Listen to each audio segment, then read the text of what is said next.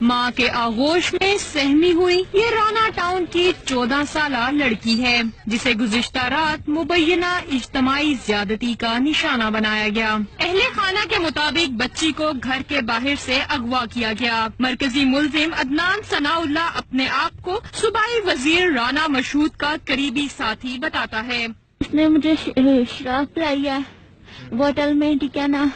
اس کے بعد وہ مجھے ڈیرے پہ لے کے گیا، ٹھیک ہے۔ اس کے بعد مجھے وہ کیا کہتے ہیں، ہوٹل میں لے کے گیا، اور اس کے بعد مجھے نہیں پتا کہ میں کہاں ہوں۔ بچی کہہ رہی ہے میاں عدنان ثناء اللہ کا نام لے رہے تھے میاں، اور اس کو اتنی ڈرنک کرائی تھی کہ اس کو کچھ پتا نہیں تھا، کچھ نہیں۔ جیسے جیسے اس کو ہوش آ رہی ہے، جیسے جیسے اس کو یاد آ رہا ہے، وہ سب کچھ بتا رہی ہے۔ اہل خانہ کی درخواست پر پولیس نے مقدمہ درج کر کے 6 افراد کو گرفتار کر لیا ہے۔ ملزم عدنان ثناء اللہ اور ہوٹل کا مالک تاحال گرفتار نہیں کیا جا سکا۔ ہم نے جو مقدمہ درج کیا ہے وہ 376 میں گینگ ریپ میں، 506 ہم نے لگائی ہے۔